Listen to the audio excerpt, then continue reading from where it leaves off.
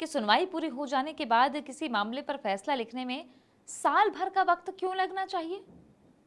अदालत के लिखित रिकॉर्ड के साथ साथ अदालत में जो बातें बहस के दौरान जज सुनते हैं, वे बातें भी साल भर में किसी की भी याददाश्त से धुंधली हो जाना तय है। जब महीनों के बाद कोई जज अदालती रिकॉर्ड देखकर सबूत, गवाही और वकीलों के तर्क को पढ़कर फैसला लिखते होंगे, तो वे एआई की मदद से तो ऐसा करते नहीं हैं और इंसानी याददाश्त की एक सीमा रहती है। नमस्ते, मैं हूं तृप्ति सोनी, छत्तीसगढ़ अखबार का संपादकीय सुनाने आई हूं। आप संपादकीय पढ़ भी सकते हैं www.dailychhattisgarh.com पर। फिलहाल तो मैं आज का संपादकीय आपको सुना रही हूं, जिसे हमारे संपादक सुनील कुमार ने लिखा है। सुप्रीम कोर्ट ने कल एक महत्वपूर्ण आदेश देते हुए देश के तमाम हाई कोर्ट को मामले समय पर निपटाने के लिए कहा है। उसने कहा है कि जिन मामलों की सुनवाई पूरी करके हाईकोर्ट जज फैसला सुरक्षित रख लेते हैं, उन पर अधिकतम 3 महीने के अंदर फैसला सुनाना जरूरी होगा। ऐसा न होने पर संबंधित पक्ष 4 महीना हो जाने पर हाईकोर्ट के मुख्य न्यायाधीश के पास जा सकेंगे। सुप्रीम कोर्ट ने यह भी कहा है कि 3 महीने में अगर फैसले नहीं आते हैं तो हाईकोर्ट के रजिस्ट्रार मामले को खुद होकर मुख्य न्यायाधीश के सामने रखें और मुख्य न्यायाधीश 2 हफ्ते का समय दे सकते हैं। लेकिन तब भी अगर फैसला नहीं सुनाया जाएगा तो मामला दूसरी बेंच को ट्रांसफर किया जा सकेगा। जमानतों के मामले में सुप्रीम कोर्ट ने कहा है कि हाईकोर्ट जमानत याचिकाओं पर आदेश उसी दिन सुनाएं। अगर किसी वजह से फैसला सुरक्षित रखना पड़े तो अगले दिन वह फैसला सुना दिया जाए और वेबसाइट पर अपलोड किया जाए। सुप्रीम कोर्ट ने यह भी कहा कि जमानत अर्जी मंजूर होने पर आदेश उसी दिन जेल अधिकारियों को भेजा जाए ताकि कैदी की रिहाई में देर न हो। सुप्रीम कोर्ट के इस आदेश की वजहें ढूंढने पर यह पता लगा कि कुछ हाईकोर्ट में जज साल भर तक फैसले सुरक्षित रखते आए हैं और उन पर फैसला घोषित नहीं करते। कुछ मामले तो ऐसे भी हुए हैं जिनमें 2-3 साल तक फैसले नहीं लिखे गए। मुख्य न्यायाधीश एवं एक अन्य जज की बेंच को दिया गया यह आदेश पूरे देश के हाईकोर्ट के लिए अनिवार्य रूप से मानने का है। संविधान में सुप्रीम कोर्ट को मिले अधिकारों के तहत ये समय सीमा तय की गई है। लेकिन हम ऐसे बहुत सारे मामलों को न जानते हुए भी इस बात पर कुछ हैरान हो रहे हैं कि सुनवाई पूरी हो जाने के बाद किसी मामले पर फैसला लिखने में साल भर का वक्त क्यों लगना चाहिए। अदालत के लिखित रिकॉर्ड के साथ साथ अदालत में जो बातें बहस के दौरान जज सुनते हैं, वे बातें भी साल भर में किसी की भी याददाश्त से धुंधली हो जाना तय है। जब महीनों के बाद कोई जज अदालती रिकॉर्ड देखकर सबूत, गवाही और वकीलों के तर्क को पढ़कर फैसला लिखते होंगे, तो वे एआई की मदद से तो ऐसा करते नहीं हैं और इंसानी याददाश्त की एक सीमा रहती है। रिकॉर्ड पर लिखी गई बातों से परे भी कई बातें जजों के दिमाग पर दर्ज रहती हैं और वे तो धुंधली होते चले जाना तय रहता है।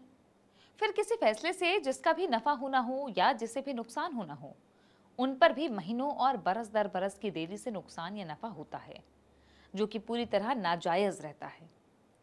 आज जब हम देश भर में कई मुजरिमों को बार बार जुर्म करते देखते हैं, तो भी हमें लगता है कि इनके पुराने जुर्मों के पुलिस रिकॉर्ड के बाद भी इन्हें बाद में इतने जुर्म और करने की छूट कैसे मिल जाती है।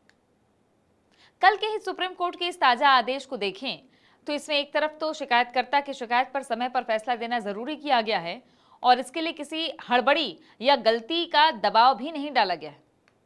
जब सुनवाई पूरी हो जाती है, उसका मतलब यही रहता है कि अब जज को न आगे कोई सबूत देखना है, न गवाहों को सुनना है और न ही किसी वकील के तर्क सुनने हैं। इसलिए उसके बाद अगर फैसला लिखने के लिए 3 महीने का वक्त तय किया गया है, तो ये इसलिए भी जरूरी है कि जिसके खिलाफ मामला है वो अगर मुजरिम है तो वो जेल जाए, कैद काटे, और अगर मुजरिम नहीं है तो वो छूट जाए, उसके खिलाफ केस खत्म हो जाए। कल के ही इस आदेश में सुप्रीम कोर्ट ने व्यक्तिगत स्वतंत्रता के नजरिए से जमानत की सुनवाई और उस पर फैसले को भी उसी दिन तय करने की शर्त लगाई है। ये इसलिए भी जरूरी है कि ताकतवर विचाराधीन कैदी तो अपने लिए बहुत महंगे वकील लाकर अदालत पर एक किस्म का अघोषित दबाव बनवा लेते हैं। दूसरी तरफ गरीबों की जमानत अर्जी पर सुनवाई का कोई ठिकाना नहीं रहता। अब कल के आदेश से आम जनता के लिए एक तो ये अच्छी बात हो रही है कि जुर्म के मामलों में फैसले में अंधाधुंध देरी के बजाय 3 महीनों में ही फैसला आ जाएगा और जुर्म साबित होने पर अभियुक्त को सजा हो जाएगी। समाज कुछ समय के लिए ऐसे मुजरिम से मुक्त हो जाएगा। दूसरी तरफ समाज में एक परेशानी बढ़ते भी चली जा रही है कि अगर किसी अभियुक्त को जमानत अर्जी के दिन ही मिल जाती है तो फिर ऐसे लोग बाहर आकर दोबारा उसी तरह के जुर्म कर सकते हैं।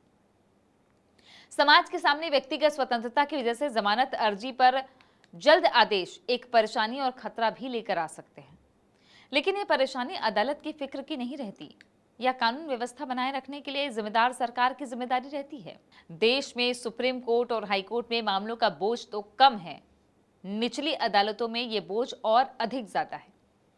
हाईकोर्ट तक पहुंचने के पहले हर मामले में निचली अदालत में सुनवाई, आदेश, फैसला, इनमें से कुछ ना कुछ हो चुका रहता है। जिला अदालतों के ऐसे बोझ को भी कम करने के बारे में कुछ सोचना चाहिए। आज ही हमने गांधी पर एक लेख देखा है कि किस तरह वे अदालत में जिरह करने के मामले में तो कमजोर वकील थे, लेकिन मध्यस्थता से मामलों को निपटाने के मामले में वे बड़े कामयाब रहे। दक्षिण अफ्रीका में भी उन्होंने कई लोगों के बीच चल रही मुकदमेबाजी को आपस में बैठाकर सुलझाया। आज ये बात कम दिखाई पड़ती है, लेकिन भारत की न्याय व्यवस्था से परे अगर हम अमेरिकी न्याय व्यवस्था देखें तो उसमें अदालत के बाहर मामलों के निपटाए जाने की परंपरा और व्यवस्था बड़ी मजबूत है।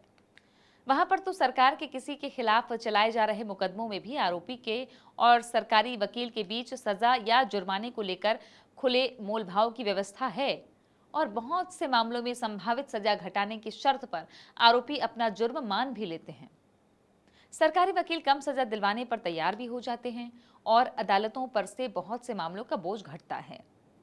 हमारा मानना है कि जुर्म मानकर रियायत पाने की व्यवस्था को भारतीय कानून में किस तरह जोड़ा जा सकता है, इस पर विचार करना चाहिए। एक दूसरा मामला अभी खाड़ी के एक देश से सामने आया है। वहां एक भारतीय को मौत की सजा हुई थी, लेकिन वहां के कानून के मुताबिक दसियों करोड़ रुपए का जुर्माना देने पर सजा से माफी का भी इंतजाम है, और ये पैसा जुर्म के शिकार परिवार को जाता है। ब्लड मनी कहलाता है। अभी सोशल मीडिया पर एक अपील के माध्यम से भारत के एक ड्राइवर को रियाद से बरी करवाया गया, जिसे 2011 में मौत की सजा सुनाई गई थी, और बाद में मृतक के परिवार ने 34 करोड़ रुपए के बराबर रकम लेकर इस आरोपी को माफी देने का समझौता किया था। अभी ये ड्राइवर लौटकर हिंदुस्तान आया है। हमें यह भी लगता है कि भारत में अगर किसी के जुर्म के शिकार बहुत गरीब परिवार रहते हैं तो क्या उसे आर्थिक हर्जाना दिलवाने के एवज में आरोपी मुजरिम की सजा में कुछ कटौती करवाई जा सकती है। इससे आज के लिखित कानूनों से परे भी एक किस्म का सामाजिक न्याय हो सकेगा। आज भारतीय न्याय व्यवस्था में सजा माफी या सजा कटौती को खरीदने का कोई इंतजाम नहीं है, लेकिन अगर इससे किसी गरीब परिवार का भला होता है तो इस बारे में भी सोचना चाहिए। अदालत के बाहर कानूनी मोलभाव से अगर कुछ मामले घट सकते हैं, कुछ मामले हर्जाना चुकाकर निपट सकते हैं, तो ऐसी नई संभावनाओं के नफे नुकसान पर भी विचार करना चाहिए। तो ये था आज का संपादकीय, जिसे हमारे संपादक सुनील कुमार ने लिखा है। आप संपादकीय पढ़ भी सकते हैं www.dailychhattisgarh.com पर। नमस्ते।